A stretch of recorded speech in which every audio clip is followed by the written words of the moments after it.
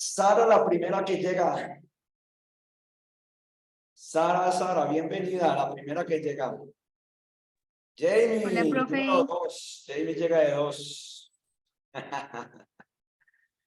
Mis hermanitas, santas hermanas en Cristo Jesús.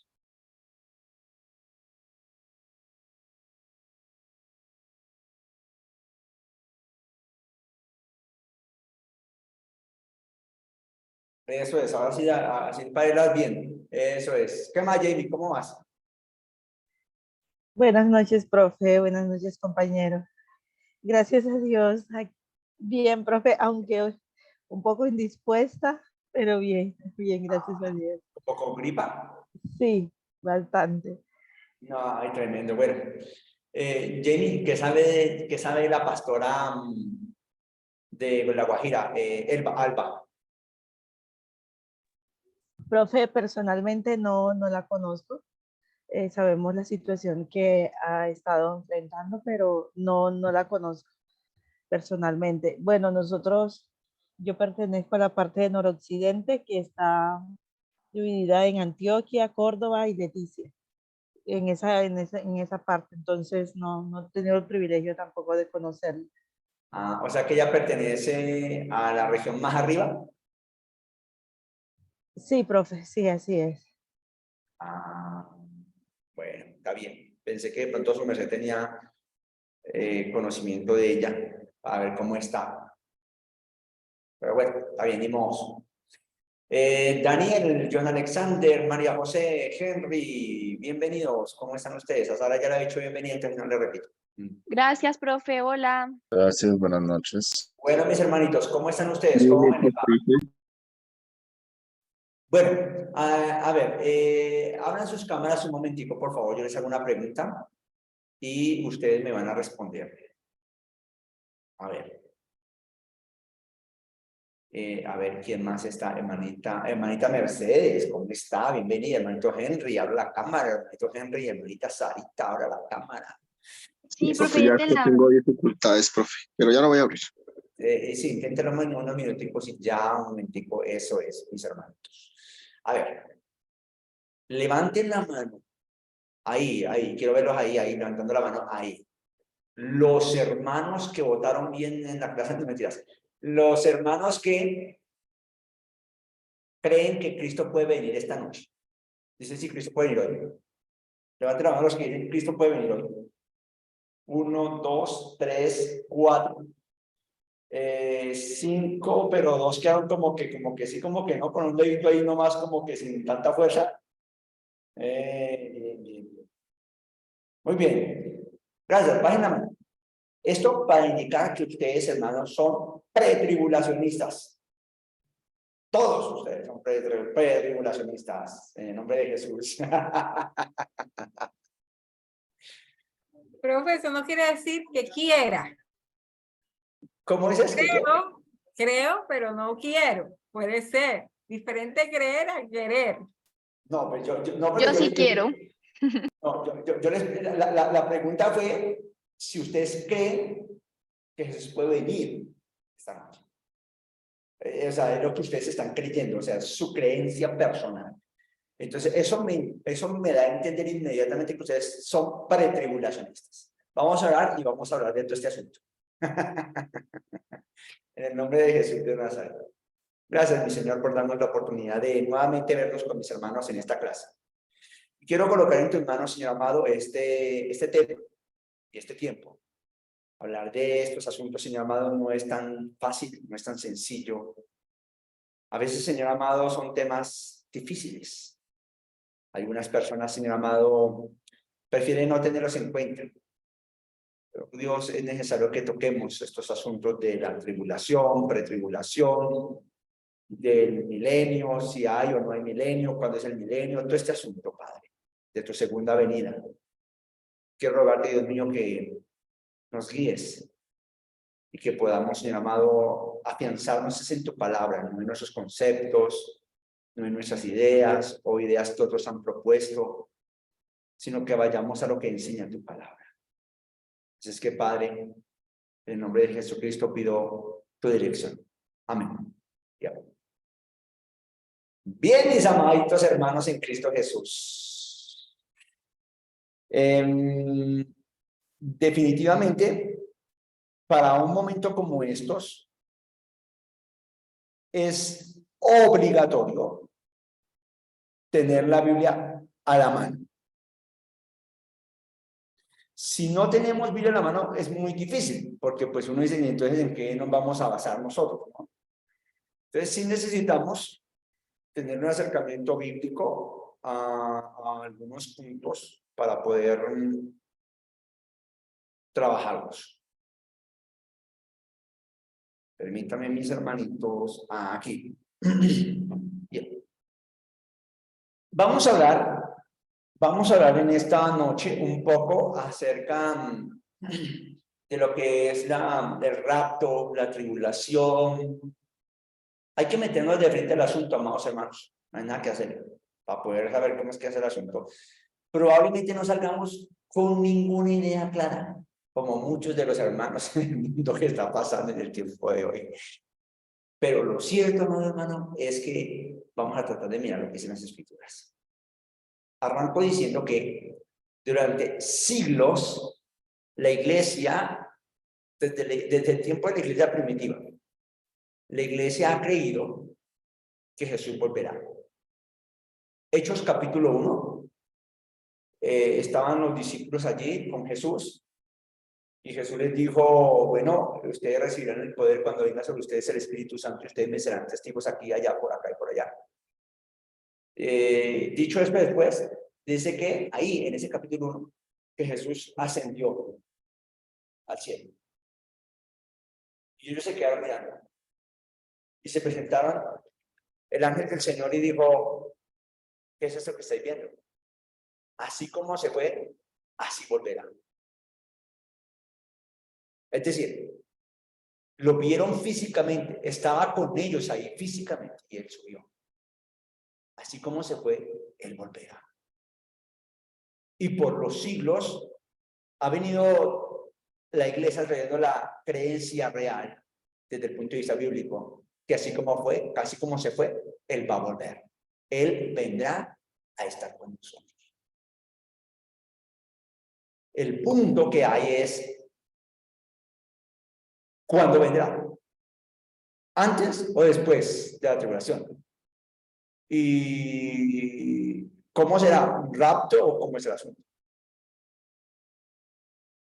El doctor Scofield sacó una Biblia en 1909. Y el doctor Scofield, hablando del dispensacionalismo, que habló un poquitico la semana pasada acerca del dispensacionalismo, él presenta la idea de que Jesucristo vendrá y hará un rapto de la iglesia de una manera secreta y después vendrá Jesucristo otra vez. Es la forma como lo presenta el doctor Scofield en su Biblia en 1909. Punto que se popularizó de ahí en adelante de manera impresionante, hermano. Se popularizó, pero qué cosa impresionante, hermano, porque todo el mundo empezó a creerlo así. Antes de 1909, antes de salir la Biblia Scofield, la gente no creía sino en que Jesús venía ya. Pero después de este asunto del señor Scofield, la gente cree que Jesús viene en secreto, levanta su iglesia y después viene otra vez y punto. Es decir, está diciendo que la venida del Señor se da en dos actos. Porque pues Scofield presenta la venida del Señor en dos actos. Acto número 1, a levantar la iglesia. Acto número 2, a ser el rey. Punto. La venida final, la segunda venida de Jesucristo total, completa. Ahí sería el complemento de la primera parte. Pero para ellos es solamente la segunda venida, dividida en dos eventos. Dividiéndose. Claro, hay textos que probablemente uno dice, sí, claro, apoyan el asunto. Quiero que lean conmigo, mis santos hermanos en Cristo Jesús, primera de Tesalonicenses capítulo 4, versículo 13. Creo que lo había mencionado Sara la semana pasada, pero retomemos. O sea, ya mirando la Biblia. Muy bien, amados hermanos. A ver, Sara, no sé qué fue la que dio la opinión la semana pasada, le tocó leer. Pero va a leer desde el 13, perdón, y va a leer hasta el 18, por favor. Listo, profe, buenas noches a todos. Dice así la palabra de Dios. Pero no queremos, hermanos, que ignoréis acerca de los que duermen, para que no os entristezcáis como lo hacen los demás que no tienen esperanza. Porque si creemos que Jesús murió y resucitó, así también Dios traerá con él a los que durmieron en Jesús. Por lo cual os decimos esto por la palabra del Señor, que nosotros los que estemos vivos y que permanezcamos hasta la venida del Señor, no precederemos a los que durmieron. Pues el Señor mismo descenderá del cielo con voz de mando, con voz de arcángel y con trompeta de Dios, y los muertos en Cristo se levantarán primero. Entonces nosotros los que estemos vivos y que permanezcamos seremos arrebatados juntamente con ellos en las nubes al encuentro del Señor en el aire, y así estaremos con el Señor siempre. Por lo tanto, confortaos unos a otros con estas palabras. Bien, gracias. Aquí habla de un arrebatamiento, ¿cierto? O sea, si usted lee el texto, está hablando de un arrebatamiento. Sí habla de un arrebatamiento, o sea, sí dice, no, de pronto no está exactamente la palabra que usa, no, un arrebatamiento. Pero aquí está mencionando que el Señor levantará su iglesia, punto. ¿Qué más ven ustedes en este texto? ¿Qué ven de raro? ¿Qué ven de importante en ese texto de Tesalonicenses? ¿Ven alguna cosa rara? ¿Ven algo diferente? ¿Algo distinto?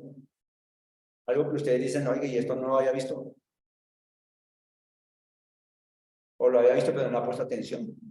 Probablemente.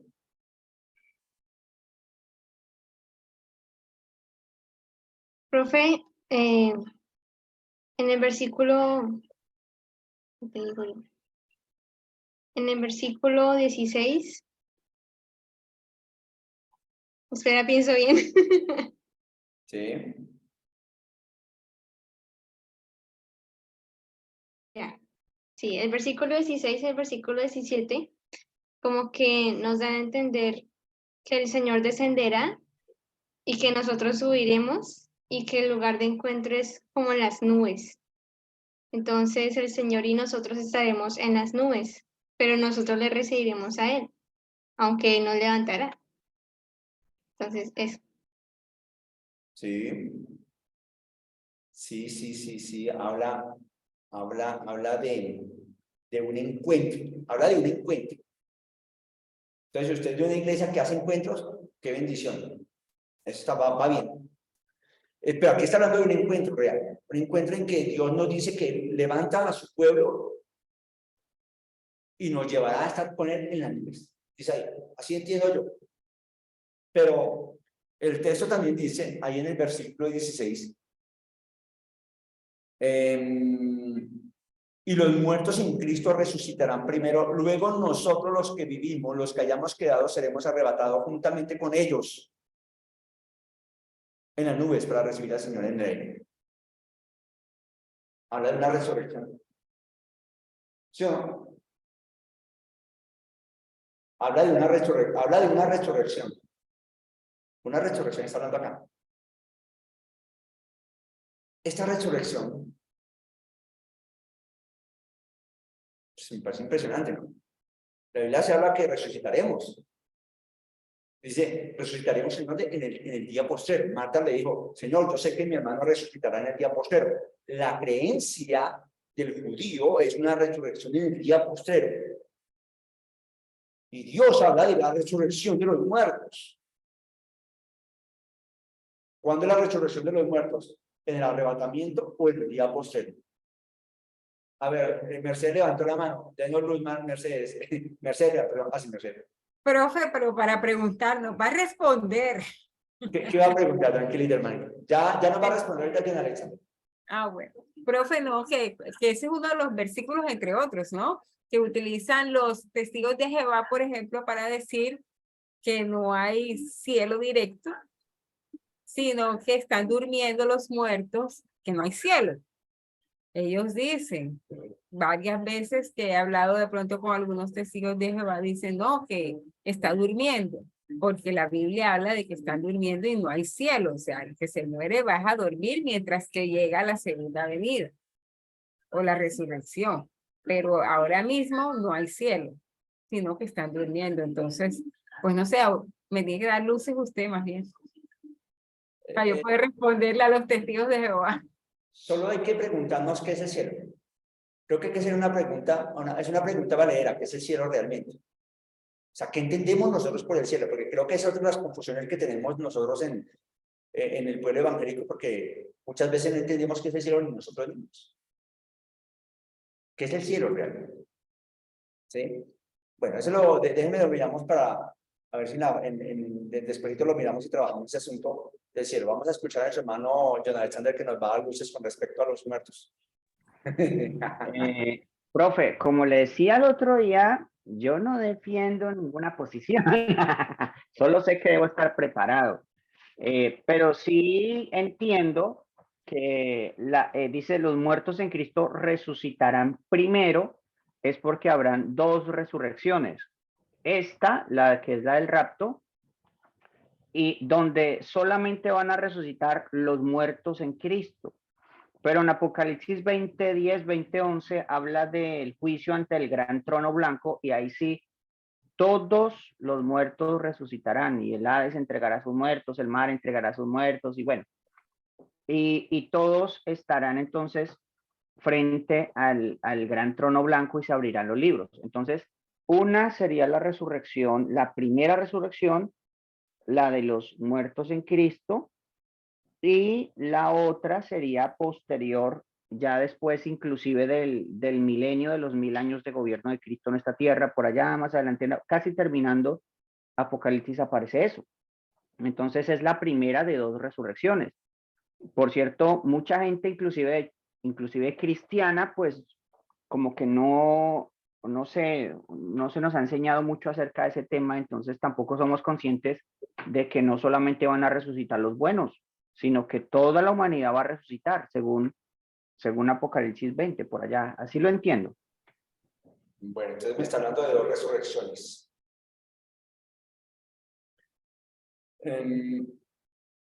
Solo que entonces me queda la pregunta. Si es así, que Jesucristo viene de ahí el arrebatamiento, que todavía no es su venida, sino es el arrebatamiento de la iglesia, que la venida sería después en este caso, que resucitan los muertos, y después viene la tribulación. Colocando el punto de vista hipotético, ¿no? Si es que si viene primero Jesucristo, levanta su iglesia y después viene la tribulación, los que mueren en la tribulación por causa de Cristo, tanto de la iglesia como judíos que mueran ahí, la resurrección de ellos, ¿cuándo sería?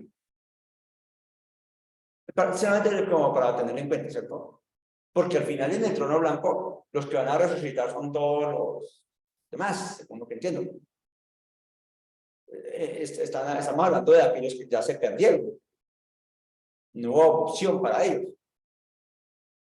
Una resurrección allá, capítulo 20 de Apocalipsis, frente al gran trono blanco, porque es el tiempo del juicio ya final. Entonces, los que mueren aquí entonces en este momento de la tribulación, ¿cuándo resucitan?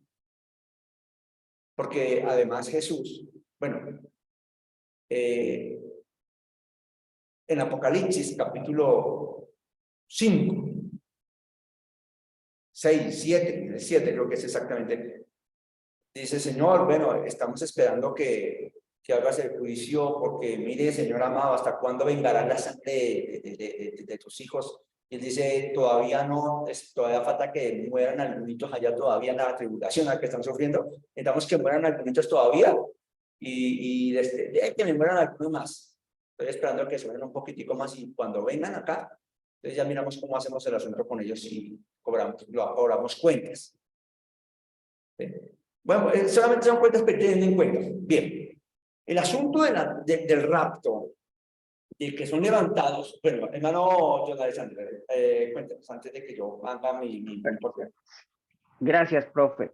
Es que también hay otro concepto que se maneja en la escatología, digamos, tradicional, y es los conceptos de tribulación y gran tribulación, ¿sí? Como si la tribulación fuera un periodo hasta donde viene el rapto de la iglesia, y otro que es la gran tribulación, donde ya la iglesia no está en el mundo.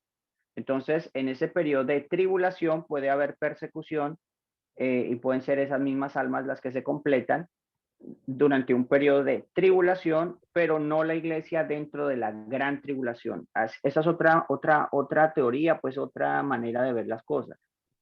Vale, gracias, hermano John Alexander.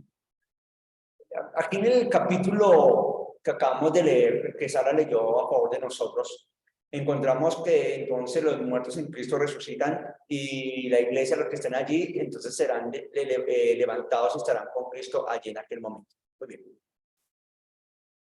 En el mundo romano, en el mundo anterior de los imperios, donde estaban los imperios con tanta fuerza y sobre todo en el mundo romano, donde está escribiendo el apóstol Pablo, una de las cosas que tenía el mundo romano era que ellos iban a las guerras. Y cuando salían a las guerras, ellos no se iban de un día para otro en guerra. Ellos iban durante muchos días a una guerra, a las conquistas. Las conquistas que ellos tenían se podía demorar meses, probablemente hasta años, en algunos casos. Ahora, claro, recuerde que en el mundo romano hay muchos soldados, pero de todos los soldados no se van todos, no se van todos los soldados a una conquista, no, se va un grupo a esa conquista. Otros se van para otra conquista en otro lado, otros se quedan aquí. Cuidado, o sea, no es que todo el mundo va a guerrear al mismo lado, pero se va un grupo largo y se pueden demorar meses o hasta años, probablemente en algunos casos, y tenían la victoria. Cuando ellos tienen la victoria, ellos van regresando y mandan un anunciante con anticipación a decir, vienen los victoriosos, los que han ganado la batalla. Entonces, todo el ejército que fue hasta allá viene y se parquea aproximadamente 1 kilómetro antes de llegar a la ciudad. Aproximadamente, puede ser 2 kilómetros, de 1 a 2 kilómetros antes se parquean, se quedan ahí. Si han tenido gran victoria, lo que hace la gente del pueblo y lo que hacen los demás soldados es hacer una calle de honor, una gran bienvenida. La gente está lista allí. Y hay un grupo exclusivo que sale del pueblo, que sale de entre los guerreros, ¿cierto? Que sale entre los guerreros, salen y se van hasta el kilómetro y medio, 2 kilómetros hasta donde están los ganadores que acaban de llegar. Ellos se van con anticipación hasta ese lugar. Y allí les refrescan, comparten un momento, se arreglan todos y luego vienen juntos hacia aquí, hacia la ciudad. En la ciudad le tienen una calle de honor. El Arco del Triunfo en los Campos Elíseos de París. Ahí, amplio, grande. Y ellos entran y todos los victorean y aplauden. Bienvenido. Y la victoria que ellos ganan, todas las riquezas que traen, son para todo el pueblo, para el rey y para que lo comparta para el beneficio de toda la nación, donde ellos han ganado. El beneficio es para todos, no para unos, es para todos. Y entonces vienen y entran acá, y entran triunfantes, gloriosos, a hacer la presentación de su victoria. No sé realmente si el apóstol Pablo tiene en su cabeza la idea de estas batallas de los guerreros romanos cuando presenta este texto, que Jesús viene en las nubes y para un momento ahí en las nubes y el pueblo sale a buscarlo alistan todo, arreglan, los muertos lo buscan, están todos listos allí, listos para venir luego con el triunfo, bajar y decir, aquí estamos, soy el rey que he vencido y aquí estoy a imponer el reino de Dios total y completo. No sé si realmente estaba pensándolo así el apóstol Pablo, pero dadas las circunstancias de todo lo que está haciendo el pueblo romano, vale la pena tener en cuenta lo que está planteando el apóstol Pablo de esta manera. Y nos da la idea, nos está dando la idea de que no estamos hablando de dos venidas, sino estamos hablando de la venida, de que voy hasta allí, todo el pueblo que el Señor ha ganado en la cruz sale a recibirlo y vienen con el poder a sentar el reino de Dios de manera total y completa sobre la tierra. Es una manera de verlo, de los cuales creo estar un poco más convencido que los demás en cuanto al rapto, porque hablan del rapto, ¿no? La idea del rapto que algunos están planteando es que entonces ellos son raptados, llevados a un lugar y de allá con el Señor estarán disfrutando durante 7 años que pasa aquí la tribulación. Y entonces después de eso probablemente entonces ya viene el Señor otra vez con su pueblo. 7 años y vienen acá. Sería la otra opción. Ya van 2 opciones. La opción de que va la gente, recibe al Señor en las nubes y entran victoriosos al lugar que le pertenece a Dios. La tierra que Él creó. Sería una opción. La otra opción que se presenta, entonces, si el Señor lo recoge, lo lleva, y durante 7 años estarán, ¿en dónde? Se quedarán en las nubes. ¿En dónde estarán? Ya la pregunta, ¿y esos 7 años qué pasa con ellos allá? ¿Cómo es el asunto? Y aquí, esperar 7 años para que pase la tribulación, y después sí, entonces, viene el Señor otra vez. Irían 2 opciones. Mi hermano Jonathan. Bueno, profe, habría que estudiar también, si estudiamos la cultura y el contexto, también tendremos que estudiar entonces los términos que se usan con respecto de la llegada del Señor y nosotros somos la prometida del Señor, ¿no? Y llegará el novio y vendrá por la iglesia y esos matrimonios judíos que llevaban hasta 7 días de celebración, donde el esposo se va, el prometido se va para hacerle casa a la prometida, digámoslo así, ya que se palabrearon, ya están comprometidos, ya está hecho el asunto, pero solamente que él se va, hace su casa, organiza todas sus cosas y cuando vuelve ya vuelves a casarse con ella y se la lleva a vivir a su casa. No es como ahorita que vámonos a vivir y a ver dónde vivimos. Así no era en la cultura judía.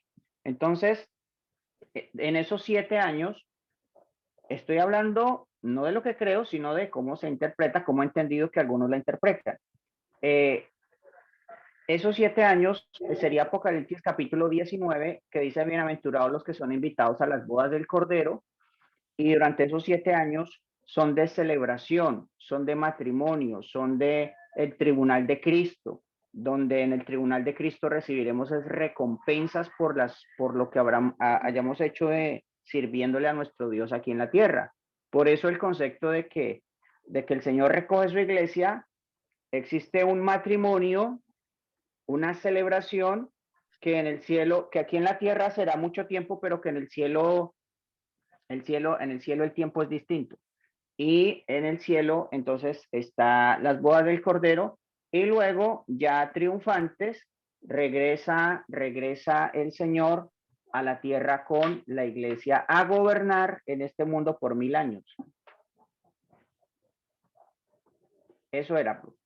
Está bien, Pedro, porque ese es uno de los puntos que se tiene en cuanto a las bodas del Cordero, porque las bodas del Cordero serían en esos 7 años.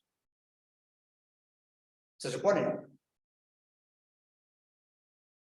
Solo que, entonces, queda uno preguntándose allí, simplemente para que nos sigamos pensando, queda uno preguntándose allí, los que se quedaron aquí y que se convierten en Cristo.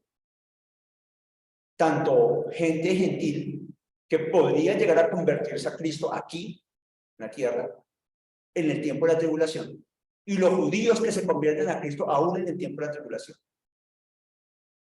Ellos no entran de pronto al matrimonio, no son parte de la iglesia del matrimonio de Cristo, o con ellos no se casaría el Señor.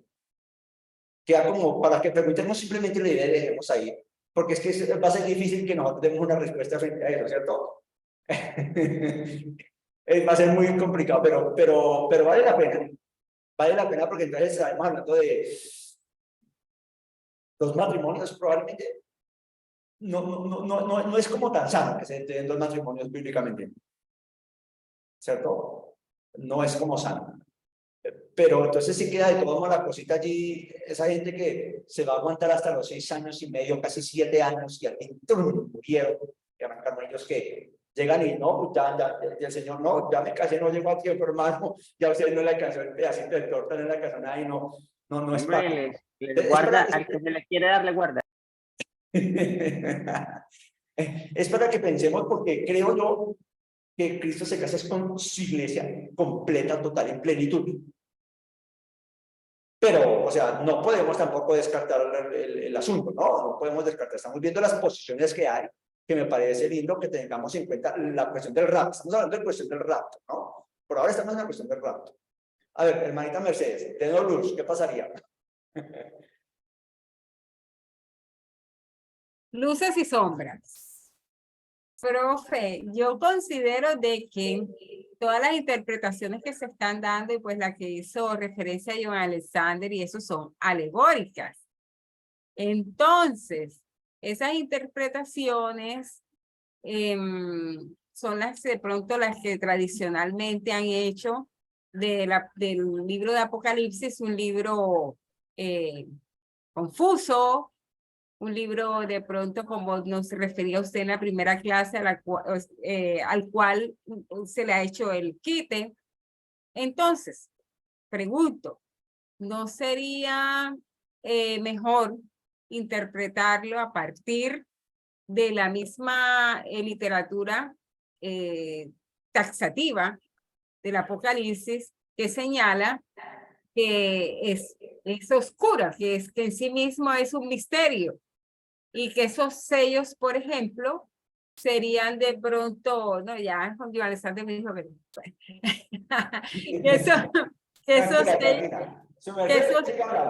no he terminado, John Alexander, ¿no? Que esos sellos serían destapados o serían conocibles al final. Entonces no quiere decir que seamos perezosos en estudiarlos, no estoy diciendo eso, pero sí cuidadosos en interpretarlos y de pronto pensar que es como está diciendo una persona o como está diciendo otra, porque para mí, en mi concepto, es siquiera ininterpretable. O sea, para mí fue concebido para que no fuera interpretado. Eso es lo que yo creo, sino para que fuera conocido al final de los tiempos, para que fuera destapado, descubierto. Vale, gracias, mi hermanita Mercedes. Hay que tener en cuenta que la Biblia debe interpretarse desde el punto gramático histórico, dentro de lo posible, ¿no? Gramático tiene que ver con su lenguaje allí, aunque cuando vamos a ver Apocalipsis no nos podemos hacerlo de manera literal porque es simbólico, es apocalíptico, y por ser apocalíptico nos va a tener bastantes problemas, nos va a causar bastantes problemas la parte simbólica. Pero no podemos olvidar la parte histórica, porque debemos hacerlo desde el punto de vista gramático histórico. Y es decir, yo tengo que tener en cuenta su historia, la historia que se ha venido trabajando dentro del pueblo judío, la historia que ha venido alrededor del pueblo judío y todo lo que ha sucedido, que me puede dar luces para poder aclarar lo que está pasando en un texto como este. Entonces, lo que estamos haciendo es tratar de mirar cómo le podemos dar luces al texto, pero no es palabra final, porque pues como su merced lo está mencionando. Claro, no. profe. Disculpe, replico entonces, derecho a réplica. precisamente por ese estudio gramático histórico, pienso yo que son hechos ya pasados y que hay una interpretación con respecto a eso. Y es que algunos de esos hechos pareciera que fueron unos acontecimientos que ya pasaron. Bueno, recuerde también cuando estuvimos hablando la semana pasada un poco acerca de las interpretaciones que se dan del Apocalipsis, ¿no? Interpretaciones históricas, sin tiempo, atemporales, ¿cierto? Pero también interpretaciones que se dieron para el primer siglo, interpretaciones que se dan a través de la historia y la interpretación futurista. Eso también debemos llevarlo a cabo, cómo lo vamos a interpretar, y eso es verdad que le mata a uno la cabeza, y no es tan sencillo armar el paquete. Pero pues la idea es que pues hablemos de estas cosas que nos pueden al menos dar luz. De pronto no sacamos de acá con posiciones claras o firmes, pero al menos nos da luz como para saber por dónde voy, o al menos qué sería mejor creer, ¿no? En un caso como este. Bien, vamos entonces en este punto teniéndolo en cuenta así. Daniel había levantado la mano, pero ya se convirtió al Señor. Creo que se arrepintió. Sí, voy en el rato a casarme con el Señor. No, que en cuanto a lo que su merced hablaba, no sé, bueno, entiendo que a lo que su merced comenta, las personas que digamos quedan, si partimos que entendemos el rapto, viene Jesús y levanta a aquellos que están preparados, pero hay unas personas que quedan y entiendo que la forma de, digamos, de ser salvos en ese momento ya es entregando la vida. Lo he entendido de esa manera, o bueno, no sé si está bien. Y si no estoy mal, esos mismos se tienen un espacio dentro de la narrativa de Apocalipsis porque los llaman, estos son los que han salido de la gran tribulación. ¿Sí? Si mal lo entiendo, dentro de la revelación que recibe Juan hay un escenario donde él pregunta a estos quiénes son y ahí se le habla a él que estos son los que han salido de la gran tribulación porque han lavado sus ropas en la sangre del Cordero. Sí, entonces a lo que su merced comentaba, que bueno, John Alexander está hablando del tema del matrimonio y bueno, interpretándolo desde esa perspectiva.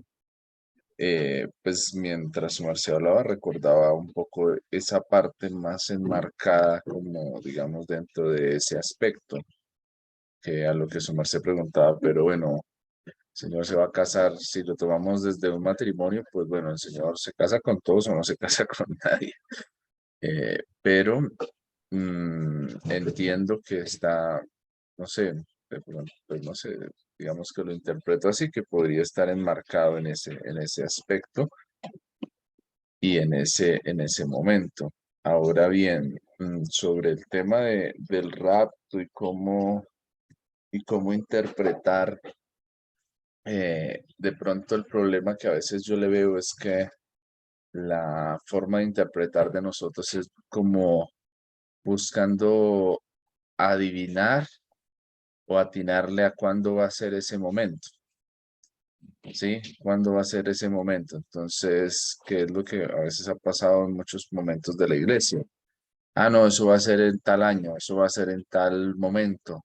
Prepárense y pienso que de pronto eso no nos ha permitido realmente entender qué es qué es lo esencial de Apocalipsis para mí como persona y para nosotros también como iglesia, porque realmente no se busca que encontremos ahí el mapa perdido y la fecha exacta del 2022, cuando se va a acabar la Tierra, o el 2012 o el 2000 que sea, sino realmente es decir, lo entiendo así, es decirnos a nosotros, usted y yo tenemos que estar preparados, ¿sí?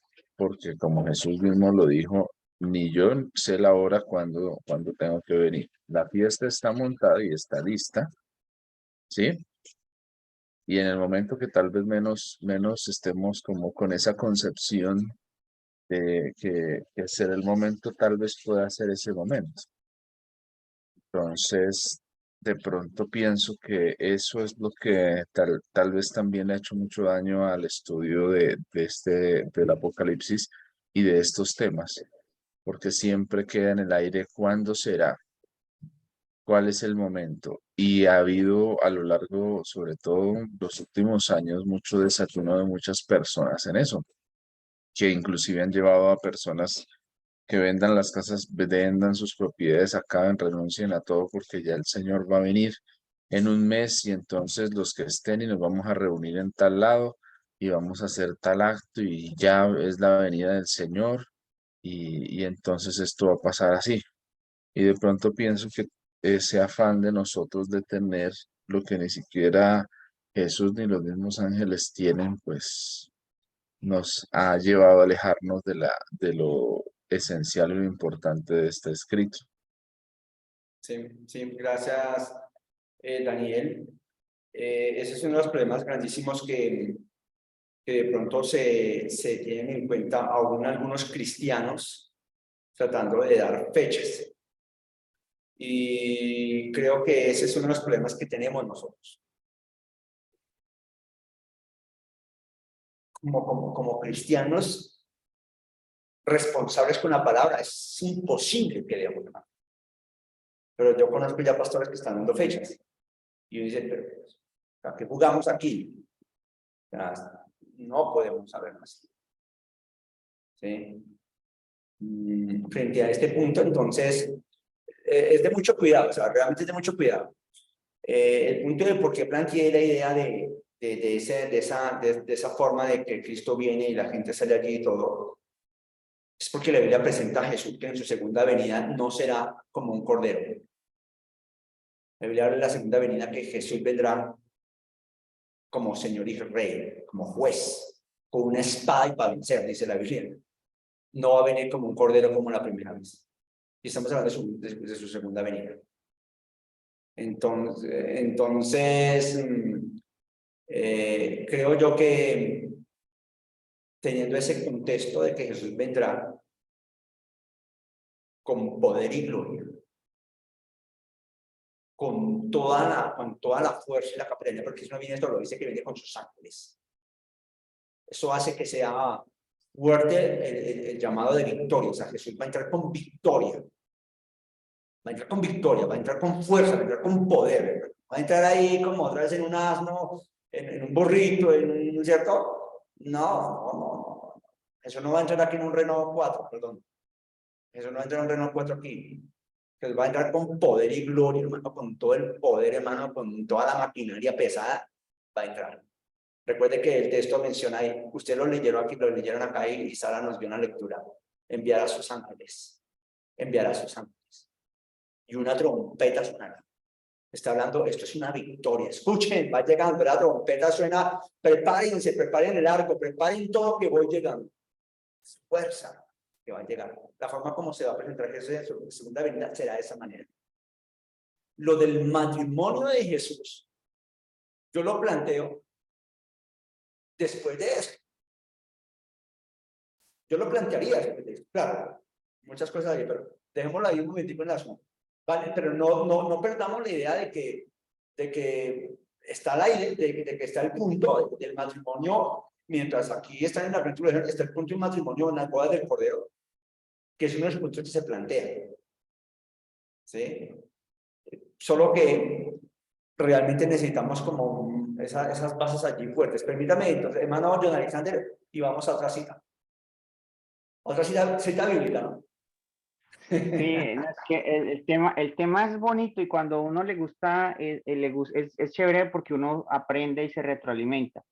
Dos cosas que quiero decir. Una, que mi posición en algún tiempo de mi vida cristiana era muy radical. O sea, esto es así, esto es lo que creo y no sé si ya me volví relativista o qué, pero sí creo que es como cuando a mí me gusta el fútbol. Mi hija sabe que yo miro fútbol cuando tengo tiempo y lo miro.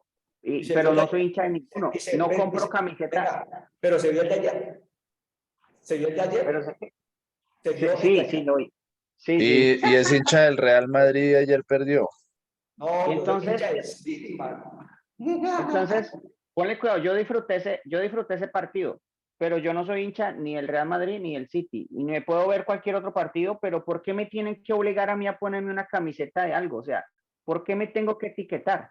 Y yo veo estos temas de esta manera. Yo en algún momento era que es que esto es así, que es que esto es así, y que no, y cerrado. Digo, no, por Dios, ¿por qué? ¿Por qué me tengo que etiquetar de una manera? No. ¿Qué sé? Sé que estoy vivo y que a cualquier momento me puedo ir de este mundo, así que tengo que estar preparado. ¿Sí? Eso es lo primero. Pues tampoco que lo que yo creo que nosotros como teólogos debemos es entender las diferentes posiciones que hay e interpretaciones. Entiéndalas y luego ahí sí acérquese a una y escójala, si lo desea. Y número dos, ¿qué quiero decir? Yo creo que este debate que estamos aquí, o esta incertidumbre, o esta, yo no sé cómo decirlo, incertidumbre, digámosle así, que ¿a cuántos somos aquí en este grupo? Como 10, y podemos pensar distinto. Yo creo que esto fue intencional de parte de Dios. Yo creo que fue intencional. ¿Por qué? Porque si usted cree, o sea, es que hay un peligro de coger una o la otra posición. Le voy a decir cuáles son los peligros. Si usted es post-tribulacionista y cree que Jesucristo viene y luego al final de la tribulación, lo puede sorprender el rapto de la iglesia. O sea, es lo peligroso. Usted, no, Jesús se tarda. Él viene después de que esto se ponga el mundo malo y todo se ponga mal, entonces esperemos a la tribulación y a los juicios de Dios porque Jesús viene al final de ese tiempo. ¿Qué puede pasar con la persona que piense eso? ¡Pum! Lo puede sorprender el rapto de la iglesia. Que estaba equivocado. Bueno, estaba equivocado y vino Jesús por su iglesia, se quedó. O si efectivamente Jesús va a venir al final de la tribulación, en su segunda venida como un único evento, rapto y segunda venida, nos puede sorprender o le puede sorprender el tiempo de tribulación a una iglesia que no está preparada para la tribulación. Nos puede sorprender un tiempo de tribulación donde yo pienso que no, que la fácil es que yo voy a ser sacado de este mundo, del sufrimiento, de los problemas, porque el Señor me va a llevar. Pero fíjese que una pandemia dejó las iglesias por mitad de asistencia. O sea, no estamos preparados para la tribulación. Entonces, si yo tomo una posición o tomo la otra, hay un riesgo y hay un peligro. ¿Por qué? Porque cualquiera de las dos cosas pueden salir mal para la iglesia. Y sí, ya poner fechas y todo eso ya es otro caso, otra cosa ya muy distinta. Muy locos. Pero cualquier cosa, mi hermano, le voy a mandar la camiseta de Millonarios. Daniel. Que de pronto me parece que hay un factor que es determinante, pero también del cual, digamos que no hay como una razón de ser que eso va a ser así, y es la salvación. Al fin y al cabo, ese es el factor determinante de lo que va a pasar en ese momento. Porque lo que de una u otra forma, por quienes va a venir el Señor, va a ser por los que son salvos, ¿sí? Y ese factor es más determinante que de pronto el que yo crea que es antes o que el que yo crea que es después. Porque si yo soy salvo, así crea que va a ser después, pues me voy en el momento que sea. Y si yo soy salvo, pues si creo que va a ser antes, pues también me voy a ir con el Señor, porque no está determinado de pronto a la interpretación mía de lo que yo pueda creer, sino al factor que realmente es la esencia de por qué estamos aún nosotros acá, y tiene que ver con la salvación. El tema ahí de la salvación es que, bueno, ahí entramos en los que la pierde, que no la pierde, que la embolata, que no la embolata, que la tiene y que no la tiene, pero pensaría más que ese debe ser de pronto tal vez aún uno de los enfoques que aún en medio de todo esto se ha perdido, porque realmente lo importante es esa convicción y esa seguridad de ser salvos, porque el Señor va a venir es por esos. Esa es la verdadera iglesia. Los que tienen esa convicción, los que desarrollan eso en sus vidas, en su diario vivir, y que eso les permite enfrentar las diferentes situaciones, pasar por las tribulaciones que sean necesarias, porque está esa convicción de salvación. El problema es que hoy no, de lo que menos hablamos es de eso. Lo que menos se confronta en la vida del cristiano es cómo está hoy su salvación. Lo que menos hoy se pregona es la necesidad de entender que necesito ser salvo. Y de pronto a veces el Apocalipsis lo único que a veces sirve es como para, como, como cuando uno quiere amenazar a alguien y, y echarle y ponerlo contra, como usando el miedo para atraerlo, entonces ahí es cuando lo usamos como herramienta. Pero pensaría yo, basado inclusive en lo que los he escuchado disertar a cada uno, que el factor importante y determinante es la salvación, y el tema de la salvación es que tal vez puede estar ahí sí muy lejos de las interpretaciones que nosotros tengamos. Que se pierda, que no se pierda, porque a la hora de ver la salvación no está en potestad de nuestra interpretación, sino está en potestad del Señor, ¿sí? Y de cómo Él lo tenga determinado, y es algo tan personal, es algo tan único en cada persona, que pudiendo estar todos aquí puede sonar la trompeta y de pronto nos quedamos todos, ¿sí? O pudiendo sonar la trompeta y estando todos aquí nos podemos ir, ¿sí? Y eso es algo que realmente a mí particularmente es lo que más me parece que de pronto sería el énfasis de muchas de las cosas.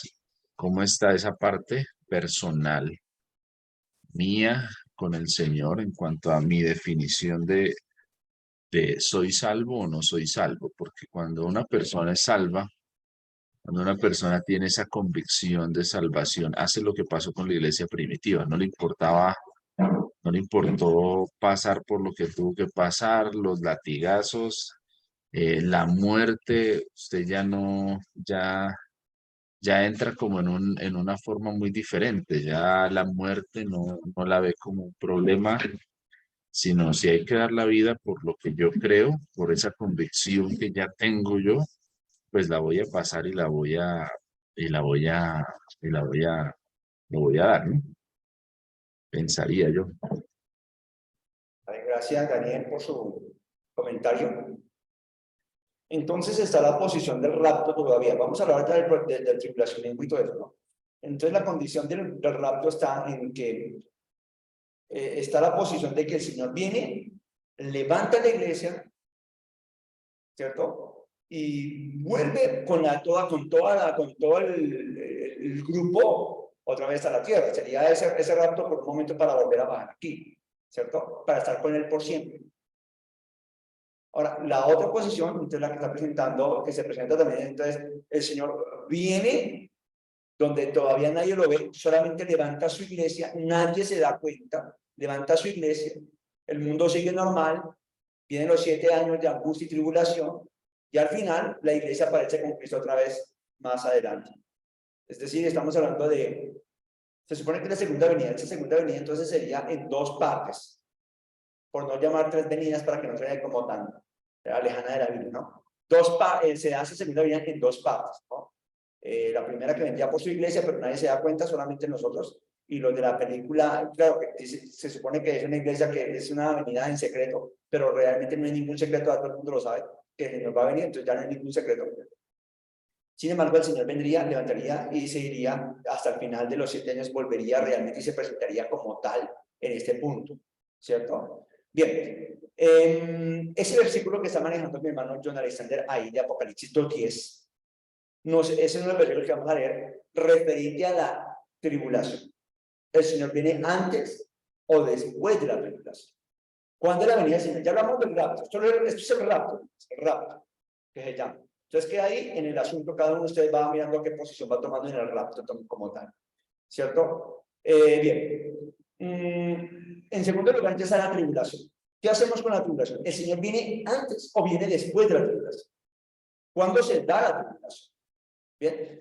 Entonces, para ello, el versículo de Apocalipsis 2:10, que mi hermano, creo que John Alexander que estaba escribiéndolo, si no estoy mal. A ver, ¿alguno me ayuda, por favor, con Apocalipsis 2:10? 3:10. 3:10. Ahí está.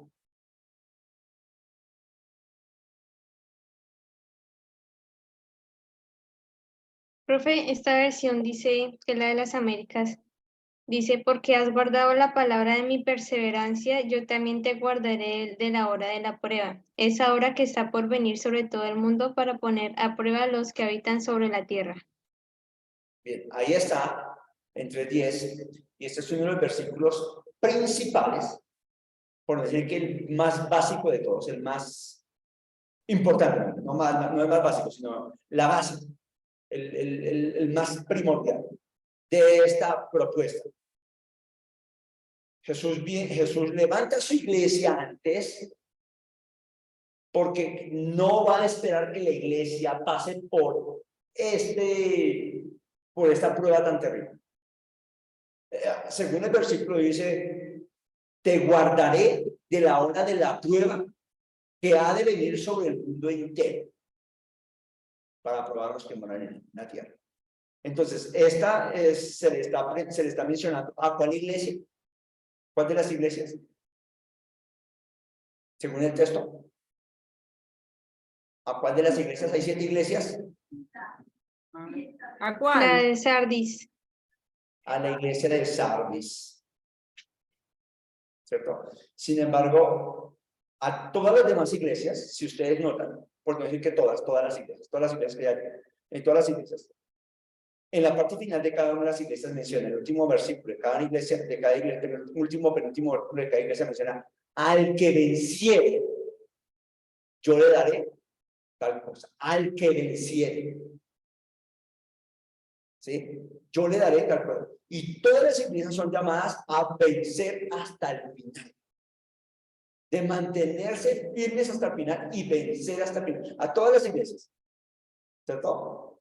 Está la invitación de vencer hasta el final. Entonces, la pregunta es, este versículo que está aquí, ¿no lo estaríamos sacando de contexto? Porque solamente es para una iglesia y las demás iglesias, a la base que las demás iglesias no las sacaría de la prueba que va a venir, solamente a esta iglesia del capítulo 3, versículo 10 que estaba hablando. Y las otras iglesias, por ejemplo, la iglesia de la Odisea, la iglesia de Esmirna, la iglesia de Éfeso, la iglesia de Filadelfia, estas iglesias que, ¿no? Ahora, hay otra cosa que antes de avanzar, quiero que tengamos en cuenta algo aquí antes de avanzar. El libro de Apocalipsis, dijimos, es apocalíptico. ¿Sí o no? Ya está claro. ¿Sí? ¿No? ¿Sí? ¿No? ¿Es apocalíptico o no es apocalíptico? Bíblicamente es apocalíptico. Es apocalíptico. El libro es apocalíptico. Número 1. 2. El libro es profético. ¿Sí o no? Porque me está hablando de profecías. Profecía y apocalíptico son dos cosas diferentes. Pero también el libro de Apocalipsis es una carta. ¿Es una carta? Es una carta. Es una carta el libro de Apocalipsis. En el primer capítulo escribe a las iglesias, es decir, una carta. Y saluda a las iglesias como los saludos de las cartas anteriores, ¿cierto? Estás hablando de las cartas anteriores, también los saluda allí. Es decir, que el libro de Apocalipsis también debemos tener en cuenta todo este asunto. Debemos verlo como una carta, como una profecía y como algo apocalíptico. Esto, hermano, nos va a volar en la cabeza todavía. ¿Cómo mezclamos el asunto? Pero es una carta. O sea, no olvidemos que es una carta. Y es una carta enviada a unas iglesias que están pasando un momento difícil, pero que al mismo tiempo el Señor les va a dar esperanza a través de estas mismas cartas que les está escribiendo, todo lo que va a acontecer para que ellos sepan lo que va a venir, para que ellos se mantengan firmes y fuertes hasta el final. ¿Será que les dice, los voy a sacar a ustedes de aquí, de esta tribulación que están viviendo con Domiciano, que es el emperador, creo que está en el momento, Diocleciano?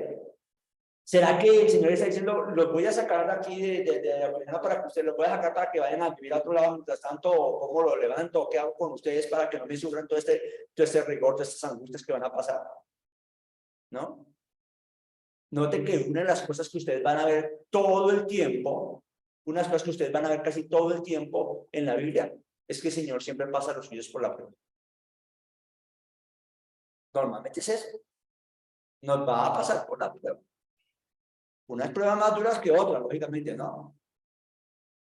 Sí, María José. Profe, ahorita que leíamos el verso 10, yo me preguntaba y pensaba lo que tú estás diciendo, de que nos pasa por la prueba. Y no sé si alguno lo pensó así, pero yo lo interpreté.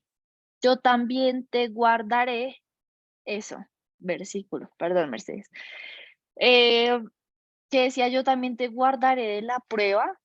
Yo no creo que eso sea un directo mensaje de te voy a llevar al cielo, o sea, va a suceder el rapto y los demás van a ver la tribulación. Yo creo que es te guardaré en medio de, porque personalmente, eso sí ya es un concepto personal, creo que todos deberíamos vivir la tribulación. Es una muestra directa de quién es hijo de Dios realmente. Entonces yo sí soy 100% de que el rapto es después de la tribulación. La verdad sí, lo pienso mucho así, de las caras de Daniel.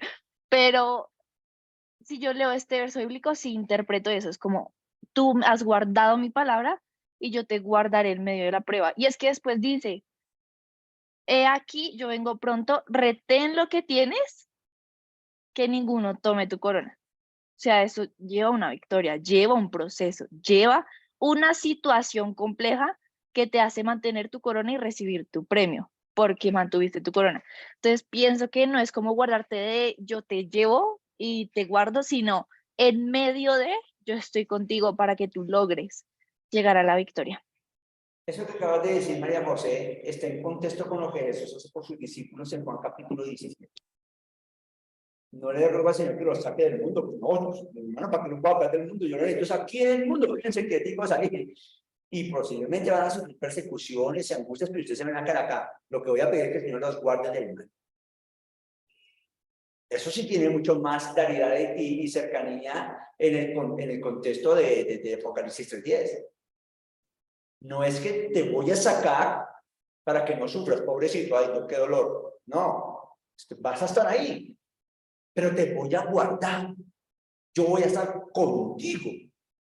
Y podríamos unirle lo que dice en Isaías 43. Las aguas no te anegarán cuando pases por los ríos, ¿no? Y ni la llama arderá en ti. O sea, va a haber fuego venteado, perdón la expresión. Va a haber fuego venteado. Mercedes entiende esa en el fuego venteado, ¿cierto? Sí, claro. Bueno, va a haber fuego venteado, pero ustedes no se van, ni siquiera les va a pasar el rasguñito probablemente, no sé. ¿Acaso no hizo lo mismo Jesús? ¿Acaso no hizo lo mismo el Señor en Egipto con su pueblo? Y los guardó de estas plagas que estaban. No es nosotros lo que nos está mencionando lo que estaría haciendo también en Apocalipsis cuando vengan los momentos difíciles, de guardar a su iglesia, de cuidarla en medio del dolor y la angustia y las pruebas que van a hacer. Permítanme, yo lo llevo a que vayamos al libro de Mateo capítulo 24. Antes de que me acabe el tiempo. Mateo 24, y quiero que lean primero el versículo 21. Mateo 24, y vamos a leer el versículo 21 antes de avanzar.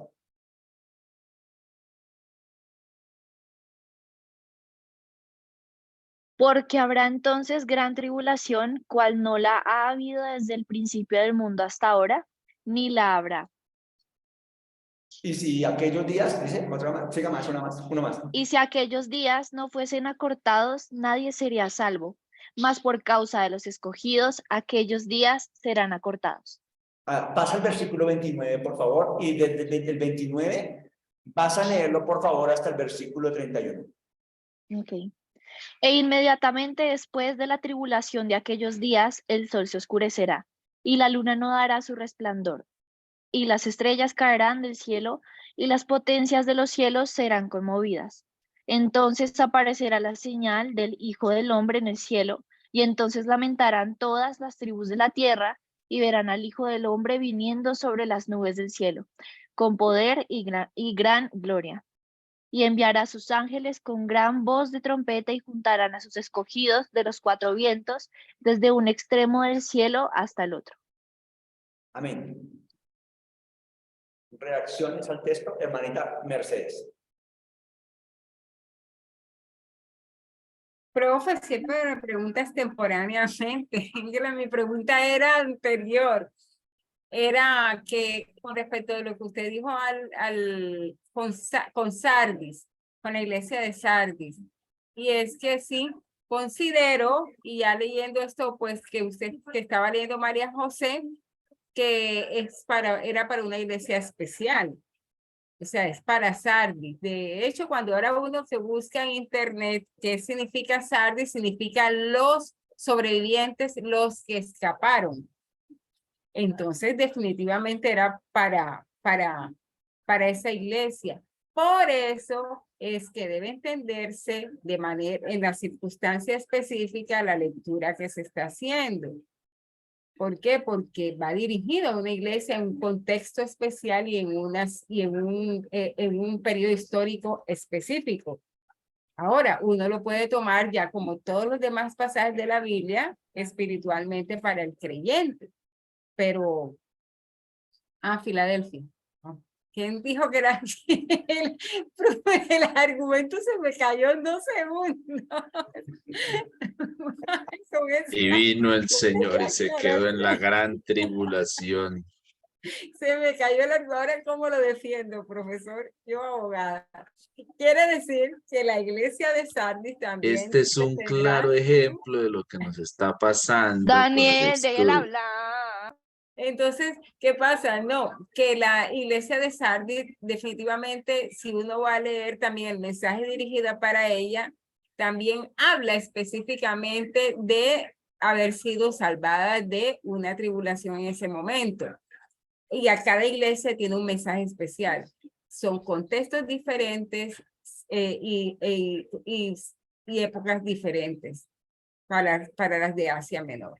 Entonces, pues... Hay otra cosa que hay que tener en cuenta, amados hermanos, es que las cartas se enviaron, las cartas se envió por Juan y arrancan en ese orden que aparecen ahí escritos, porque geográficamente el orden es el correcto. Va exactamente en ese orden, la manera como el mensajero iba exactamente en ese orden. No iba a través de por acá, allí, no, va en un orden específico. Esa carta que llegó ahí, a la primera iglesia, que es Éfeso, se leía toda la carta completa. No se leía solamente el pedacito para ellos, se leía toda la carta en y cuando llegan a la otra iglesia, también se leía toda la carta completa. Y entonces en todas las iglesias se leía toda la carta. No, es que ustedes tengan a leer los 5 versículos juntos. Digo, no, le lee toda la carta. Todos ellos entienden exactamente lo que le están pidiendo y lo que están decidiendo, es lo que está pidiendo el Señor en ese texto. ¿Listo? Hermanito Daniel. Aunque fuera el chiste que estábamos echando, mire lo más lo que pasa cuando una persona... Aquí lo único que está echando chiste de su merced. Bueno, no, que mire lo que pasa cuando una persona afirma algo con tal fidelidad que uno le cree, como lo que Sara dijo. Firmeza. Sara dijo, no, es que está la iglesia. Y todos, digamos, le creímos a eso y seguimos por esa línea. Y cómo nos pasa aún con el tema del tema de Apocalipsis así, ¿sí? Alguien dice, no, es que eso va a ser de tal manera. Y por ahí a veces uno mismo cae en eso y se va por ahí por eso. y lo cree como una verdad y lo argumenta y le sigue sumando más cosas y lo sigue llevando. Pronto, no sé, revisemos nuestra salvación, hermano. No sea que- Vale, gracias. Recuerde que apenas se mencionó, John Alexander inmediatamente colocó qué iglesia era. Inmediatamente lo colocó ahí. ¿Listo? Vale. Marito Henry.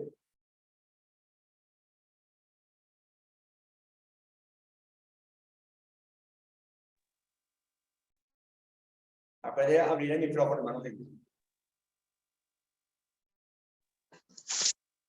¿Profe, me escuchan? Sí, señor, ahí sí. Gracias. Bueno, quería hacer un comentario sobre el texto que acabó de leer la compañera de Mateo, Sí. específicamente el versículo 21.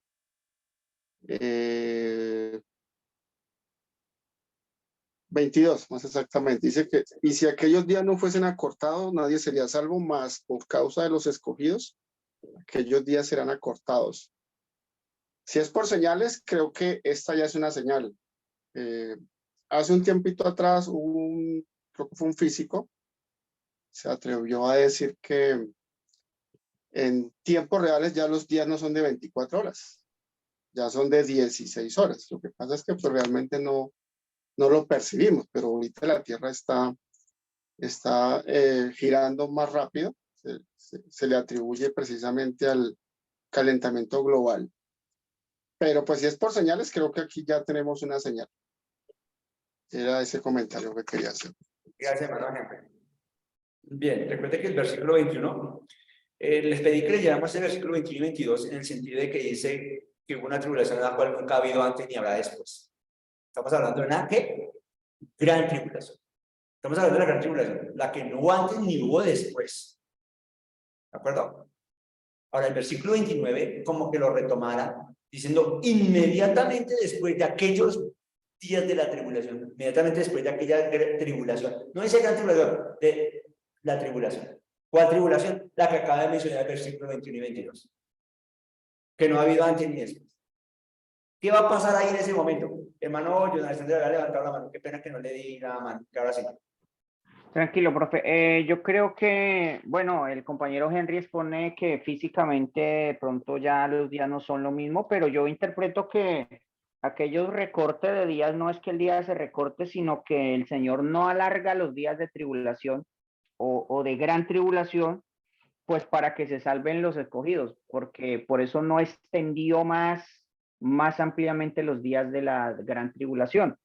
Y este pasaje, profe, es uno de los que me ha sacudido siempre, o me sacudió en el momento la idea de que Cristo venía primero por su iglesia, primero el rapto y luego la tribulación, la gran tribulación, porque es que lo dice claramente el verso 22, que si esos días no fueran acortados, nadie se salvaría. Y por causa de los escogidos que es otra cosa que yo creo que hay unos escogidos de Dios, por causa de esos escogidos, aquellos días serían acortados. O sea que ahí sí está poniendo a la iglesia o a los escogidos en la gran tribulación. Y esto es lo que le quita, digamos, la base de aquello que yo antes afirmaba a pata en mano, digámoslo así, perdón la expresión coloquial, de que tenía que ser Cristo primero. No, este tipo de versículos no encajan entonces con algunas otras cosas y me hacen pensar entonces si es posible que la iglesia esté en la tribulación o más específico en la gran tribulación. Vale, gracias. Sarita. Sí, profe, tengo ahora es una pregunta. Pues según este pasaje, pues significaría que ya estamos en la gran tribulación porque ya se están cumpliendo las señales. Entonces, ¿por qué seguimos como a veces esperando que pase una gran tribulación más de la que ya estamos viviendo? Sí, considerando, digamos, interpretando que ya estamos en la gran tribulación. Bueno, teníamos que mirar si realmente estamos en la gran tribulación o si estamos hasta ahora en los principios de dolores, como alguno mencionó, creo que en el primer comentario, al principio de la clase. Probablemente estamos en el principio de dolores. Note que Mateo habla de en el versículo 15, sí, el versículo 15 habla de lo que pasó con Daniel, de lo que pasa en el libro de Daniel, ¿cierto? Y nos menciona que tiene que pasar eso. Entonces, inmediatamente pasa lo de Daniel, allí, inmediatamente comienza esa época. Lo primero son como los anuncios, como que aquí está sonando, como que aquí pongan atención, póngase en pilas, aquí va, ¿cierto? Póngase en pilas. Es más, si usted lee el versículo 32, donde estamos leyendo, María José estaba leyó esa 31, el 32 empieza a decir, miren la higuera,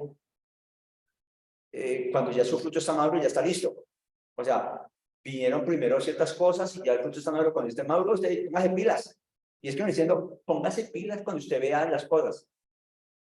Entonces, digamos que estamos viendo las señales, estamos viendo esas señales que están presentándose, pero todavía no se ha presentado lo de Daniel. Lo de Daniel es clave. A mí me parece que lo de Daniel es clave, porque ese puntico hace que esto dé 3 vueltas inmediatamente ahí, rápidamente. Lo cierto es que los quiero llevar es al punto siguiente. La Biblia habla que después de aquellos días de la tribulación, entonces el Señor sí llega y aparece. Ahora sí habla el Señor aquí, en el versículo 29 que estábamos mencionando. Dice, en aquellos días así el sol se oscurecerá, la luna no hará su resplandor, las estrellas caen del cielo, las potencias de los cielos serán conmovidas. Versículo 30. Entonces aparecerá la señal del Hijo del Hombre del cielo. Y entonces lamentarán todas las tribus de la tierra y verán al Hijo del Hombre viniendo sobre las nubes del cielo. Y esto concreta con Apocalipsis capítulo 1, versículo 7, donde versículo 6, 7 lo que es, donde dice que los que lo traspasaron le verán. Todo ojo le verá. Aquí, todo ojo le verá. Todo ojo le verá. Ahora, mire lo que está diciendo el versículo 31. ¿Cierto? Versículo 31. Y enviará a sus ángeles con gran voz de trompeta, juntarán a sus escogidos de los 4 vientos, desde un extremo del cielo hasta el otro. ¿Le parece un poquito cercano a lo que dice Pablo en Tesalonicenses capítulo 4, versículos 16, 17? A mí me parece que estamos hablando de lo mismo, de que aparecerán en nubes y enviará a sus ángeles y levantará a sus escogidos desde los 4 ángulos de la tierra, ¿cierto? De los 4 vientos, 4 ángulos de la tierra, los levantará y estarán allí. Lo que les mencionaba, vamos allí a estar con el Señor en ese momento para la entrada triunfal y poderosa. Esa entrada triunfal que hubo cuando Jesús entró a Jerusalén, una entrada triunfal donde lo dijeron hipócritamente y donde le traicionaron. Pero esta entrada triunfal es la de un rey poderoso que viene con poder y gloria y con una espada que no va a permitir que esta vez nadie le levante ni siquiera una pestaña. Ese es el Dios que tenemos y el que va a aparecer aquí. Y menciona lo que está diciendo el libro de Tesalonicenses. Es decir, no hay ninguna diferencia entre esa venida y esta venida. Entonces, aquí levantar a sus escogidos desde un extremo del cielo al otro será después de la tribulación de aquellos días. Estamos hablando de que aquí estamos hablando de una venida post-tribulacionista. Normalmente, la Biblia de Scofield nos enseñó una venida pretribulacionista. El Señor venía antes y que levantaba su iglesia y entonces después el Señor, allí estaba la iglesia y después volvía a la iglesia otra vez acá a la tierra y ahora ese Señor entraba nuevamente. Pero es que cuando yo leo este texto de Mateo me parece como tan claro. ¿Y sabe qué es lo más tremendo? Que Mateo a quién está dirigiendo el texto bíblico de Mateo, ¿para quién va dirigido? ¿Para la iglesia? No, va dirigido para los judíos. Entonces, ese es un punto que dicen algunos, dicen, no, es que esto es para los judíos, esto no es para la iglesia, así viene el Señor, lo levanta y se quedan allá la iglesia, y entonces después sí el Señor viene, y entonces ya después con los judíos y todo ya completo. No me cabe la idea porque es la misma entrada de Jesús con lo que lo presenta con Pablo. La misma que presenta Mateo presenta con Pablo. La misma forma como ingresa. Y estamos hablando de lo mismo, ¿no? Entonces no cabría como la idea del asunto de que esto es para los judíos y que aquellos, además que Jesús planteó la idea de que ya no son dos pueblos sino un solo pueblo, y lo presenta Pablo, ya no son dos pueblos sino un solo pueblo. Esto nos permite entender que la venida del Señor Jesús, desde el punto de vista de Mateo, nos está planteando la idea de que Jesús vendría después de la tribulación. Yo estoy entendiendo el texto así. Yo no sé si usted ve lo mismo que yo veo o de pronto usted lo ve diferente. ¿Sí o no? Así. Pero sin etiqueta, sin camiseta. No, hermano John Alexander. Pero es claro.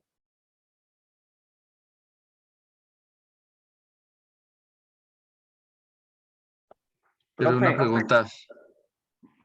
Perdón, antes que se me vaya la idea, me va a tocar entonces decir una frase como la de Lutero, algo parecido. Yo creo que el rapto es post-tribulacionista, pero vivo como si fuera pre-tribulacionista. O sea, estoy preparado cada día porque si yo pienso que entonces Cristo viene por allá, quién sabe cuándo, tarde, entonces no, yo vivo cada día como si viniera hoy, pero teológicamente creo que venía después. Algo así para ser sabios, como para no enredar la... Vale, María José.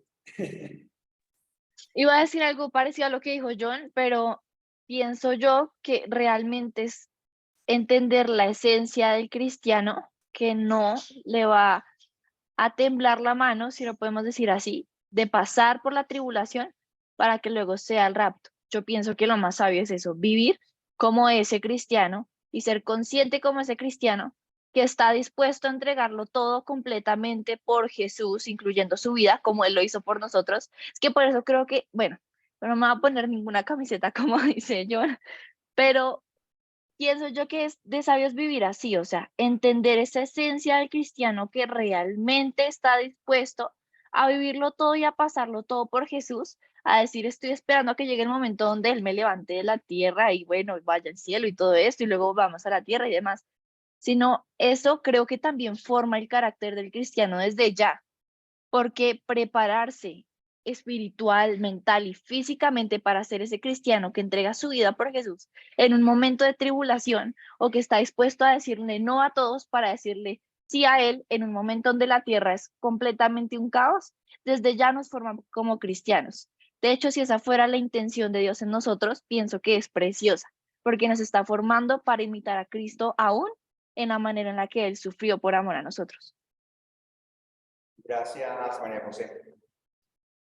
Recordarles que algunos dirían, no, yo espero que cuando aparezca la tribulación, entonces ya me arrepiento y cuadro cuentas con el Señor y ya, pongo pilas y todo.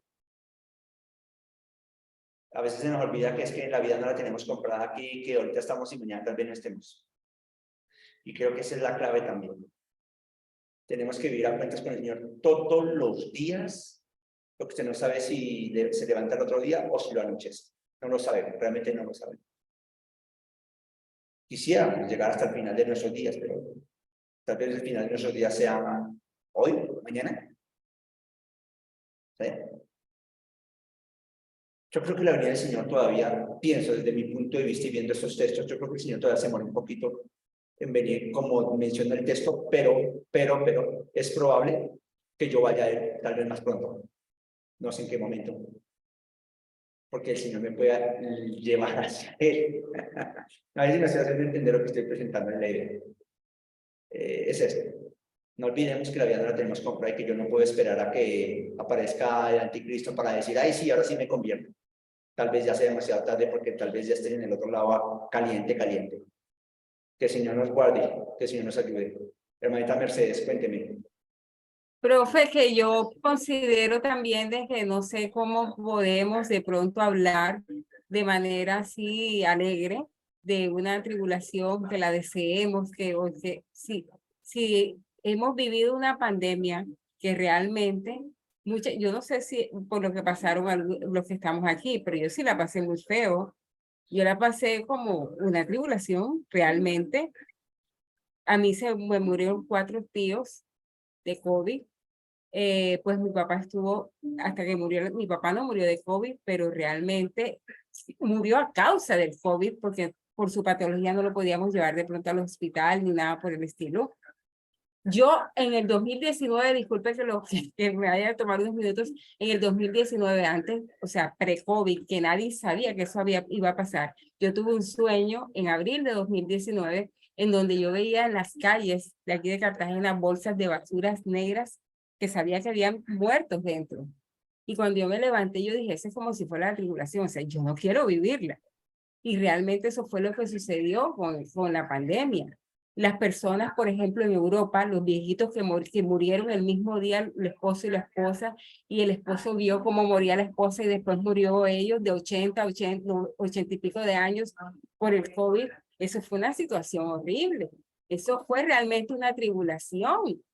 Y yo digo, Dios mío, yo solo quiero vivirlo. O sea, por eso es que yo de pronto le tengo un poco de aversión al tema y realmente hay que saber concientizarse de qué es lo que es verdaderamente la tribulación para asumirlo.